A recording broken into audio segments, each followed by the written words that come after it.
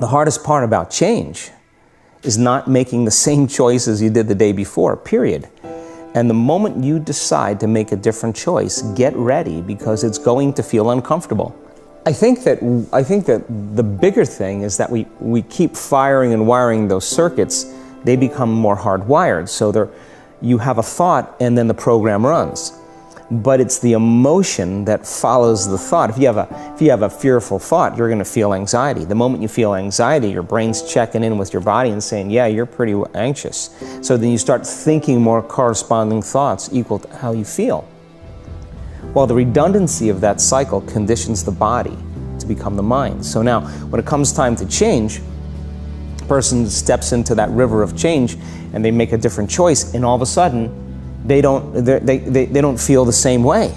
So the body says, well, you've been doing this for 35 years. You're going to just stop suffering and stop feeling guilty and stop feeling shameful, and you're not going to complain or blame or make excuses or feel sorry for yourself. Well, the body's in the unknown.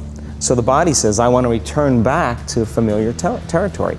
So the body starts influencing the mind, and it says, start tomorrow. You're too much like your mother. You'll never change. This isn't going to work for you. This doesn't feel right. And so if you respond to that thought as if it's true, that same thought will lead to the same choice, which will lead to the same behavior, which will create the same experience, which will produce the same emotion. And when people say to me, well, I can't predict my future. I'm in the unknown, and I always say the best way to predict your future is to create it. Not from the known, but from the unknown. What thoughts do you want to fire and wire in your brain? What behaviors do you want to demonstrate in one day? The act of rehearsing them mentally, closing your eyes, and rehearsing the action. If you're truly present, the brain does not know the difference between what you're imaging and what you're experiencing in 3D world. So then you begin to install the neurological hardware in your brain to look like the event has already occurred. Now, your brain is no longer a record of the past.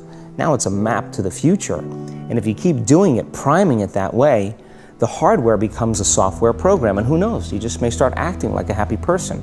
And then I think the hardest part is to teach our body emotionally what the future will feel like ahead of the actual experience.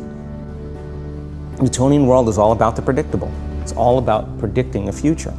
But the quantum model of reality is about causing an effect. The moment you start feeling abundant and worthy, you are generating wealth.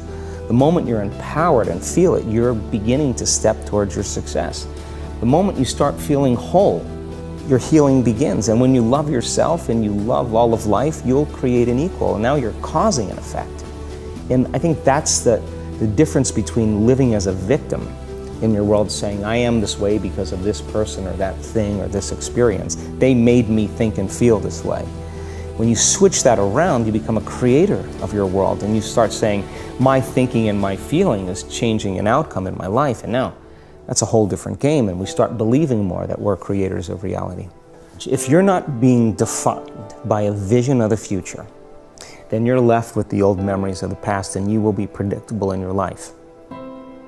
The stronger the emotional reaction you have to some experience in your life, the higher the emotional quotient, the more you pay attention to the cause. And the moment the brain puts all of its attention on the cause, it takes a snapshot, and that's called a memory. So long-term memories are created from very highly emotional experiences. So what happens then is that people think neurologically within the circuitry of that experience, and they feel chemically within the boundaries of those emotions. And so when you have an emotional reaction to someone or something, most people think that they can't control their emotional reaction. Well, it turns out if you allow that emotional reaction, it's called a refractory period, to last for hours or days, that's called a mood. I say to someone, hey, what's up? You say, I'm in a mood. Well, why are you in a mood? Well, I had this thing happen to me 5 days ago, and I'm having one long emotional reaction. If you keep that same emotional reaction going on for weeks or months, that's called temperament. Why is he so bitter? I don't know, let's ask him. Why is he so bitter? Why are you bitter? Well, I had this thing happen to me 9 months ago. And if you keep that same emotional reaction going on for years on end, that's called a personality trait. And so learning how to shorten your refractory period of emotional reactions is really where the work starts.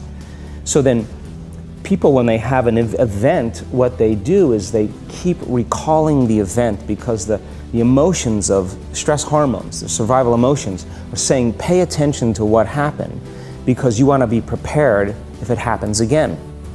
Turns out most people spend 70% of their life living in survival and living in stress, so they're always anticipating the worst case scenario based on a past experience, and they're literally, out of the infinite potentials in the quantum field, they're selecting the worst possible outcome, and they're beginning to emotionally embrace it with fear, and they're conditioning their body into a state of fear.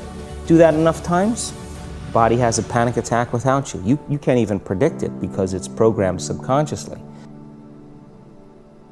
A habit is a redundant set of automatic, unconscious thoughts, behaviors, and emotions that's acquired through repetition. So if you think about it, people wake up in the morning, they begin to think about their problems. Those problems are circuits of memories in the brain. Each one of those memories are connected to people and things at certain times and places. And if the brain is a record of the past, the moment they start their day, they're already thinking in the past. Each one of those memories has an emotion. Emotions are the end product of past experiences. So the moment they recall those memories of their problems, they all of a sudden feel unhappy, they feel sad, they feel pain. Now, how you think and how you feel creates your state of being. So the person's entire state of being when they start their day is in the past. So what does that mean? The familiar past will sooner or later be predictable future. So if you believe that your thoughts have something to do with your destiny, and you can't think greater than how you feel, or feelings have become the means of thinking, by very definition of emotions, you're thinking in the past. And for the most part, you're going to keep creating the same life. So then people grab their cell phone, they check their WhatsApp, they check their texts, they check their emails, they check Facebook, they take a picture of their feet, they post it on Facebook, they tweet something, they do Instagram, they check the news, and now they feel really connected to everything that's known in their life. And then they go through a series of routine behaviors. They get out of bed on the same side, they go to the toilet, they get a cup of coffee, they take a shower, they get dressed, they drive to work the same way, they do the same things, they see the same people, they push the same emotional buttons, and that becomes the routine, and it becomes like a program. So now they've lost their free will to a program, and there's no unseen hand doing it to them. So when it comes time to change, the redundancy of that cycle becomes a subconscious program. So most people then wait for crisis or trauma or disease or diagnosis. They wait for loss, some tragedy to make up their mind to change. And my message is, why wait? And you can learn and change in a state of pain and suffering, or you can learn and change in a state of joy and inspiration. And I think right now, the cool thing is that people are waking up. If you can sit your body down and tell it to stay like an animal, stay right here. I'm going to feed you when we're done. You can get up and check your emails, you can do all your texts, but right now, you're going to sit there and obey me. So then, when you do that properly, and you're not eating anything or smelling anything or tasting anything, you're not up experiencing and feeling anything, you would have to agree with me that you're being defined by a thought, right?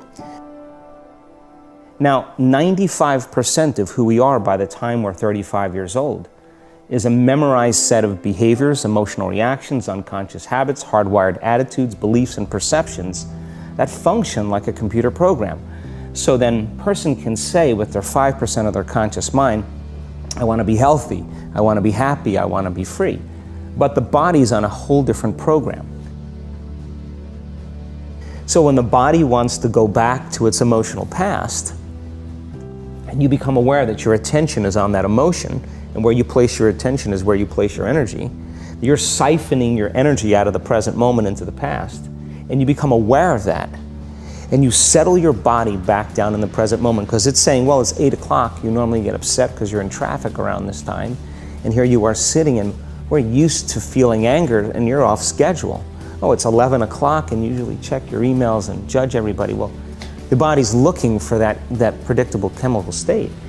Every time you become aware that you're doing that, and your body is craving those emotions, and you settle it back down into the present moment, you're telling the body it's no longer the mind, that you're the mind, and now your will is getting greater than the program. And if you keep doing this over and over again, over and over again, over and over again, just like training a stallion or a dog, it's just going to say, I'm going to sit. And the moment that happens, and the body's no longer the mind, when it finally surrenders, there's a liberation of energy. We go from particle to wave, from matter to energy, and we free ourselves from the chains of those emotions that keep us in the familiar past.